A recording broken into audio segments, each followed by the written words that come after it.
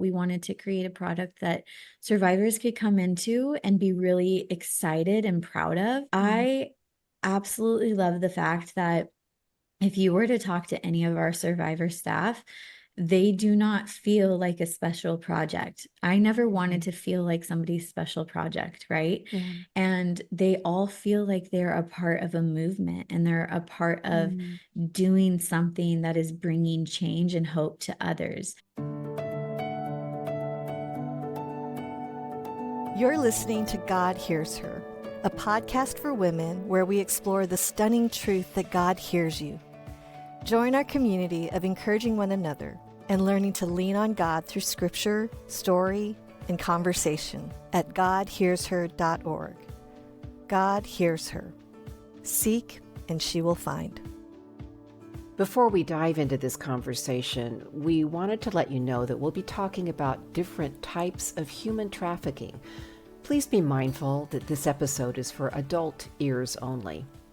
Now for the conversation. Elisa, whenever you meet like another author speaker, you're like, oh, we're like kindred spirits. We know the ups and downs and but yet you don't know the person's story. Yeah. I feel that way about small business owners and Of course you do. just knowing like the journey and like witnessing it with my parents. And so whenever like I see a small business owner and then I see them just take an idea and a concept and create a product and then create impact behind that product and then it grows.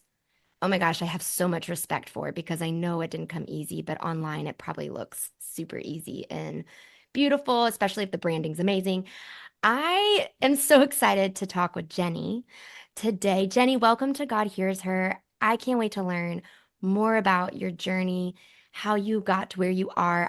I am literally not telling anybody right now what you do. I've just teed it up. I would love for you to introduce yourself to our listeners. Hi. Yeah, thanks for having me. I'm Jenny Barber. I am the co-founder of Talitha Coffee. We are a coffee company that works with survivors of human trafficking. Mm. That is a profound name, Talitha Coffee. So maybe just as we get started, tell us the story behind your naming of that. Yeah, so my husband and I have been working in anti-trafficking for about 15 years, and we have seen some of the darkest situations and places all over the world.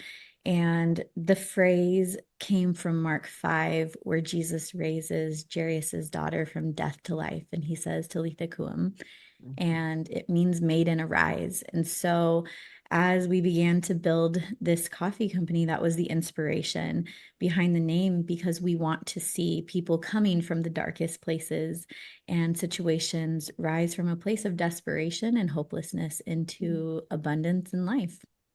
Beautiful. So you said you've been doing this with your husband, Robert. How did this vision get born in you two? So I actually was exposed to the issue of trafficking from a really young age, and I'm a C-sex survivor myself. That means commercial sexual exploitation of children. And so I experienced exploitation from the very, very early years of my life and then throughout my adolescence. And so it came in many different forms, but it was always this hook in my life and really led me to very desperate places and had a huge impact on my identity for a long time. My husband and I met when we were 13 and both had this moment in our lives around 18 where we really cried out to God and kind of hit rock bottom in a sense in both of our lives. And at the same time, even though at that point we weren't together, we were both discovering ourselves and who God was and all of that. And so at 19, we ended up, we had connected again and we ended up getting married. And I told him, I was like, listen, this is what I'm doing with my life. Like, I am on a mission. I've found freedom in my own life and I want to see freedom for others as well. And so he was all about it. And he saw trafficking for the first time in Thailand.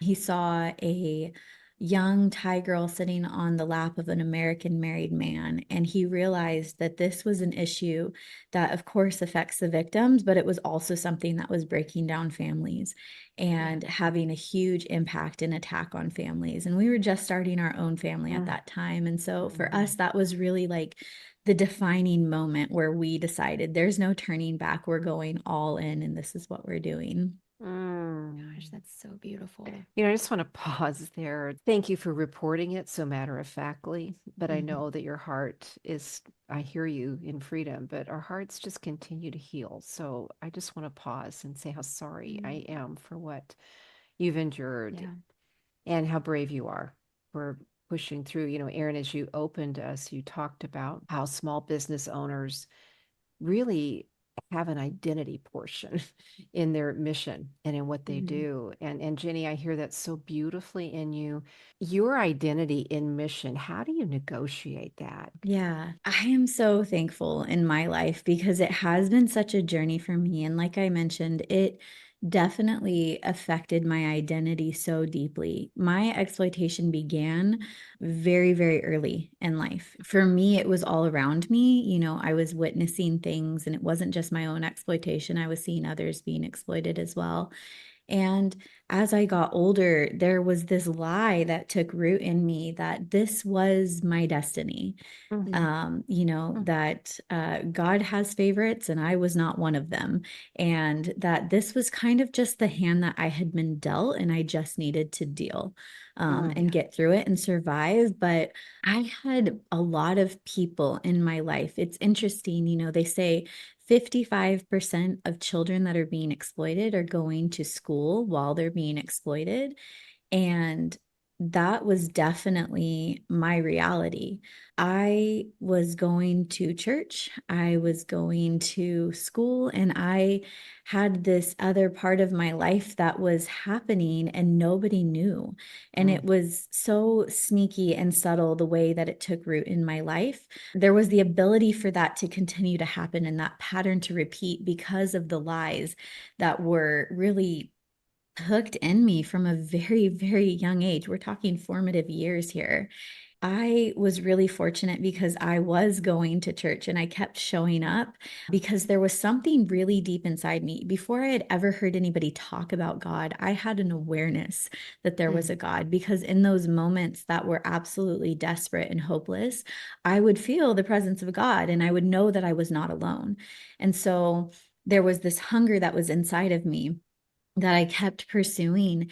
And I think through my faith, even though I was in such a desperate situation, I think that realizing that there was hope and there was somebody who gave hope really got me through. And as I got older, I had moments of really crying out and being like, where were you?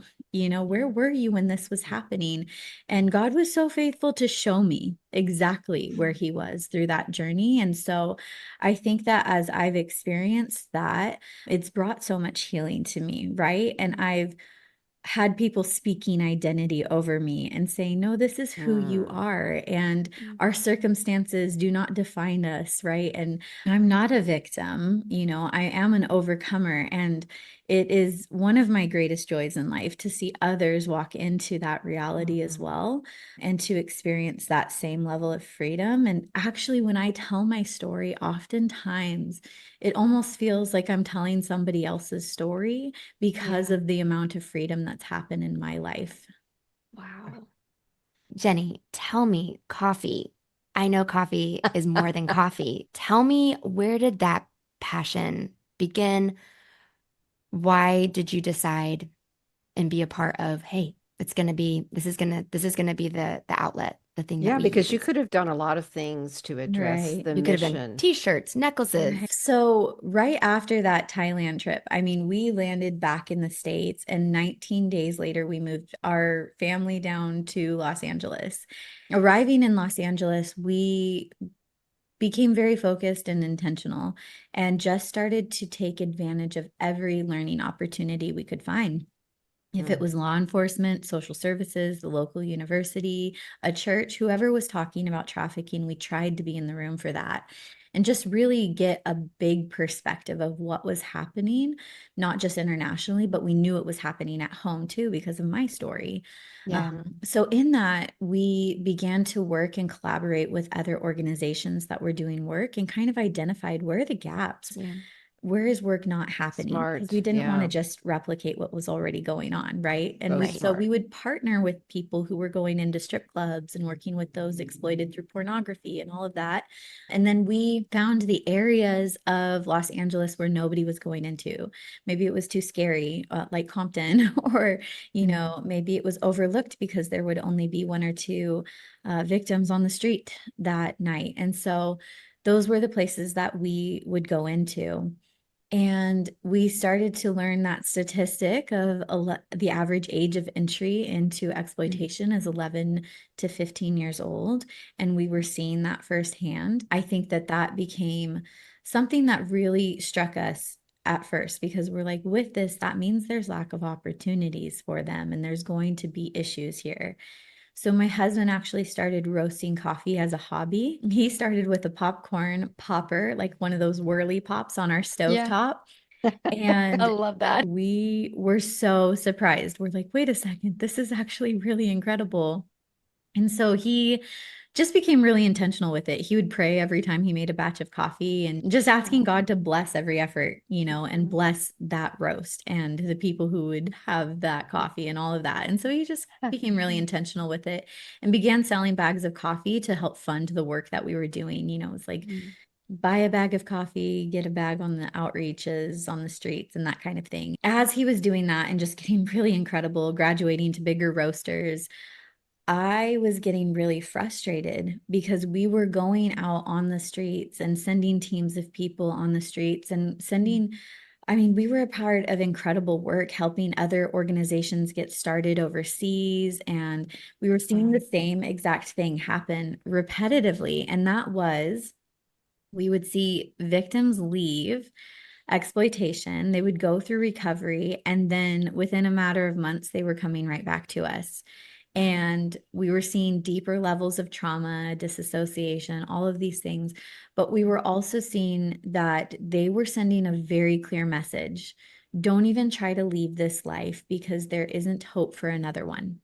And that was bothering me, right? Because I'm like, how we're giving so much and like putting in all of our effort to a broken system. Yeah. And that was the point where my husband said, well, let's do something about it then. Let's be the answer to this issue that we're seeing and let's start a coffee company. And so we began to pursue that. We actually opened up our very first shop in the San Fernando Valley of Los Angeles at the beginning of 2020. So it was a wild time. Perfect time. Wow. Everybody's like, are you guys sure? But yeah, so we ended up getting going and it just really, even on so many fronts, like the shop brought such a light and such an encouragement to that part of the city at such a dark and hopeless time. Yeah. And we began spreading awareness about trafficking and all of that. So as we were doing that, we realized we could hire maybe one or two survivors, but we would be limited in that space. So we began to focus on the roasting side and the potential of expanding the roasting side. And we were really passionate about why coffee, because coffee is something that can make a difference from the very farms all the way through to the baristas, right? And we were beginning to see that. So a lot of exploitation happens on coffee farms. And a lot of times, when I see people purchasing really cheap coffee, I'm like, you need to know, like, that's maybe cheap for you, but it's a high cost to somebody else. And so we knew that we could combat that exploitation from the farms all the way through to the barista serving the coffee. At the end of 2022, we made our very first acquisition of another roastery down in San Diego, which is one of the beverage capitals of the world. And so we went from 300 pounds a month to about 10,000 pounds a month overnight. Well, and I love that you've incorporated not only what you've experienced, but what you've seen in the survivors. There was something that you had on your website that I loved, and I wrote it down. It says, hope is believing in the power of fresh starts and second chances. one of our coffee blends is called Arise. And that's, because we want to see hope arise. That's what we want to see in everything that we do. We want to do it with excellence, right? I think there's a million things that we could have done, but we wanted to create a product that survivors could come into and be really excited and proud of. I absolutely love the fact that if you were to talk to any of our survivor staff, they do not feel like a special project. I never wanted to feel like somebody's special project, right? Yeah. And they all feel like they're a part of a movement and they're a part of doing something that is bringing change and hope to others. Through our growth, we've been able to really focus on three main things, and that is one, providing employment opportunities. So every position is opened up to a survivor first in our network. So they kind of get first dibs. And then we also have really high level trained staff in the coffee industry. And so we have a coffee training institute that's based in San Diego right now, but will expand with us as we grow.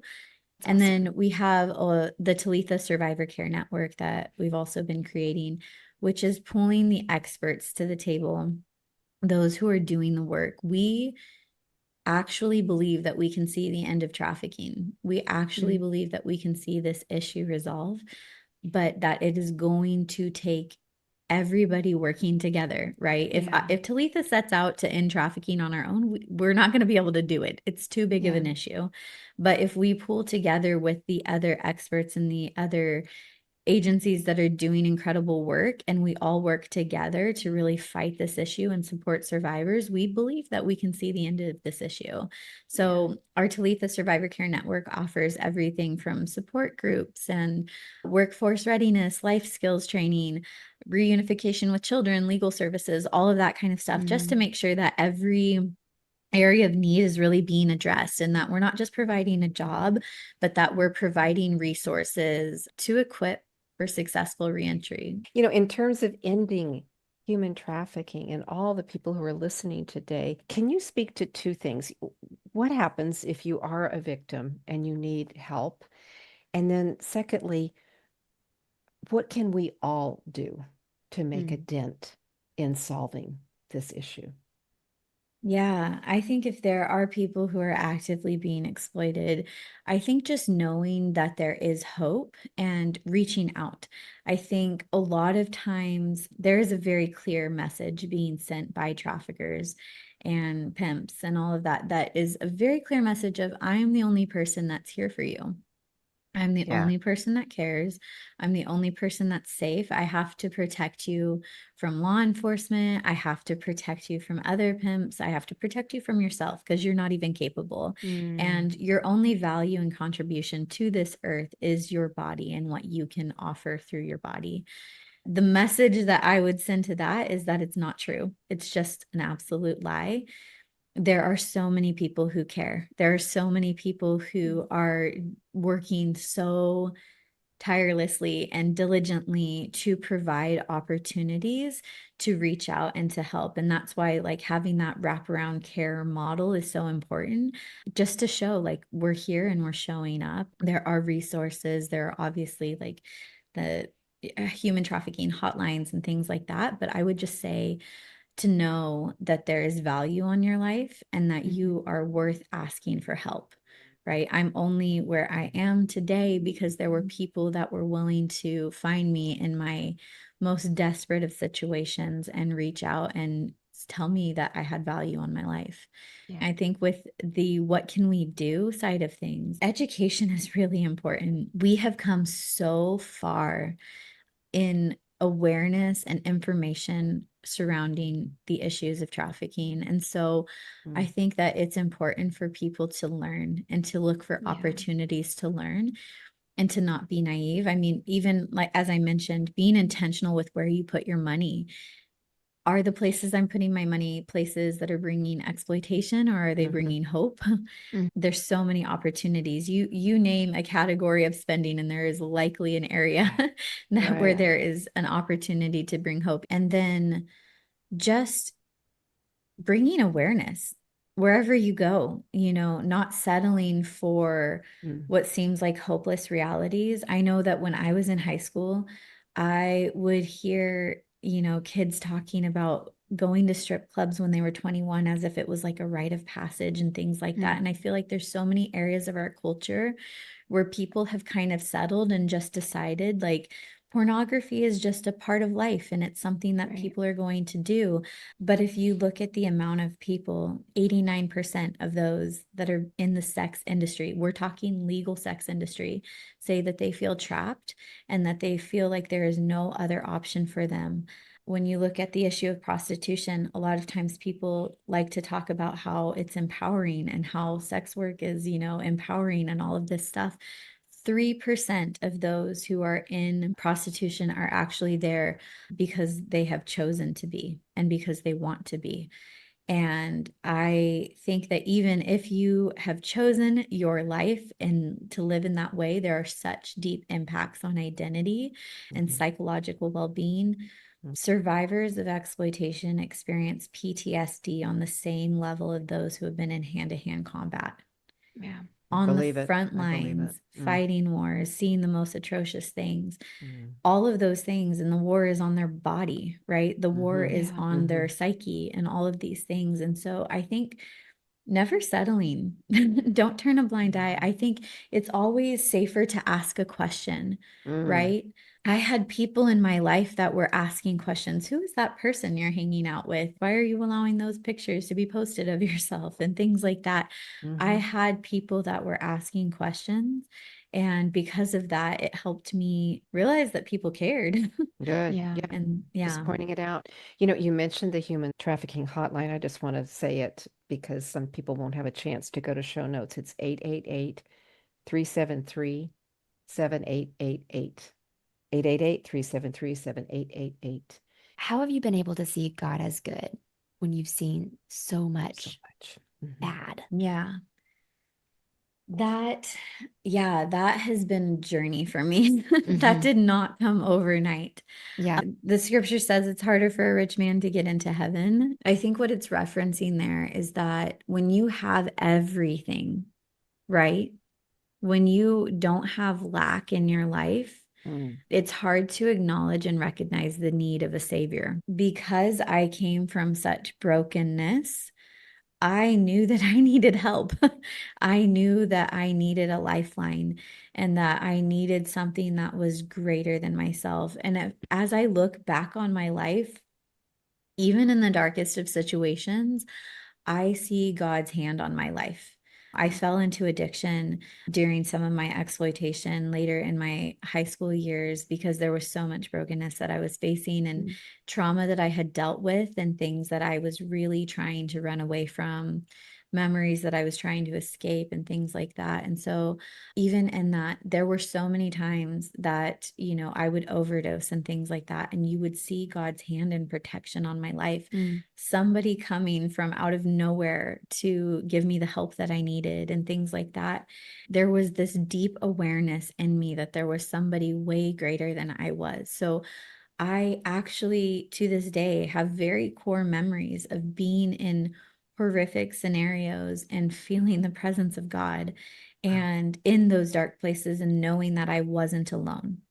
If you look through my life, I think it's just a reflection of the scriptures too, where there is this relentless pursuit throughout this whole journey of God pursuing his people, right? It was the same thing on my life, that God was relentlessly pursuing me and reaching out to me. And I think that I just look back on that evidence and I just see that. And I think just even seeing the outcome and the deliverance in my own life.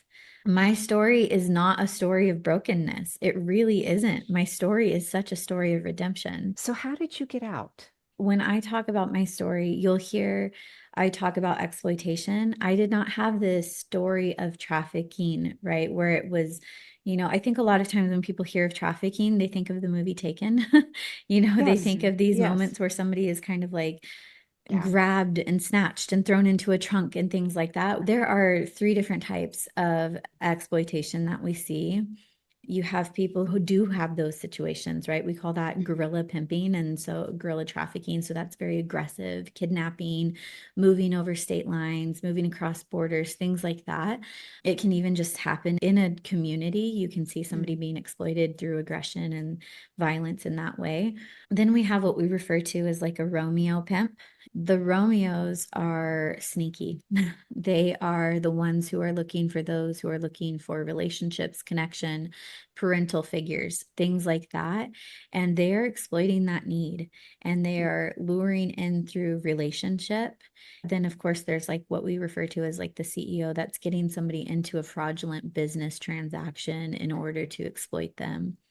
A lot of my exploitation, I would say, because of the brokenness that I was born into at a really young age, kind of just happened. And then I was adopted when I was 6, but that continued to be a pattern in my life because of those Romeos that were looking for insecurity. They were looking for isolation and brokenness and things like that. And I had a point in my early years where I really, because of my brokenness, disconnected from my adoptive parents and began to press into the wrong places. And so that is where exploitation really got a bigger hook of people looking to exploit those vulnerabilities and pull into addiction and then exploit for profit and things like that. And so as I began to remove, as I began to cry out for help, I would say that that moment where I said I hit rock bottom, that was the moment for me. I actually found myself alone in a cabin in the woods because of a situation that I had been able to flee, crying out to God. I was coming off of drugs and I was very alone and isolated. And I said, if you get me through this night, I will serve you with the rest of my life. I was absolutely terrified, but I knew that the only option was to run back to unsafety. And so in that moment, I fell asleep and then I woke up the next morning and I called my mom and I said, I need you to come find me. I have no idea where I am, except I'm in the woods in a cabin alone. And she did. She came and found me. And that really was the moment where things shifted in my life. I found myself in a place where I could reach out for help and cry out for help. And she showed up and she picked me up and she said, no questions asked. I'm glad you're home. You took a risk. Yeah. Yeah. And there was help available. And we have so many stories, we have survivor staff that will share about like just everybody has that moment of great courage when they leave, whether they're on the streets or in the clubs or wherever they're at, wherever their exploitation is taking place, people who leave, it really comes to a moment of great courage. They say that it takes an average of 7 attempts for a victim who leave the life and to pursue freedom and, actually reintegrate. I think the reason for that is because there are not opportunities. And so that's what we're working to do is create opportunities and to bring people into that journey and to create something that people can be a part of, right? So by buying coffee, you can actually be a part of the movement. I've seen a lot of really dark and hopeless things, but I have also seen beauty and I have seen God's goodness all over the world. And it's funny because in those places that seem really dark and hopeless, those are always the people that are the most joyful and the most content and the most thankful. I have, my husband and I, some of our most beautiful memories are being in Swaziland and sitting around a fire at night with a group of orphans who had absolutely nothing and were eating like basically grits every single day. And that was all they ever had. And it was like only because we were there that they had as much as they did and things like that. And they would sing every single night. They would sing, "You are faithful, oh God, you are faithful every day, every night. You are faithful, oh God."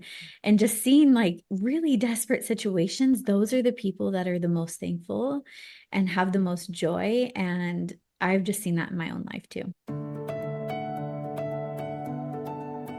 I started off this conversation so excited to hear about a small business with big impact. And I'm so glad that I got to learn more. The work that Jenny is doing is so inspiring, and how amazing that we can be a part of it. I agree, Eryn.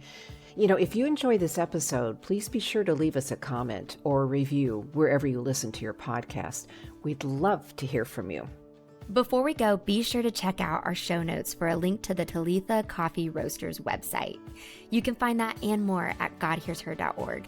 That's godhearsher.org. Thanks for joining us. And don't forget, God hears you, He sees you, and He loves you because you are His. Today's episode was engineered by Ann Stevens and produced by Jade Gussman and Mary Jo Clark. We want to also thank all of the people that are working against human trafficking. You are doing amazing work that makes a difference. Thanks, everyone. Our Daily Bread Ministries is a donor-supported, nonprofit ministry dedicated to making the life-changing wisdom and stories of the Bible come alive for all people around the world. God Hears Her is a production of Our Daily Bread Ministries.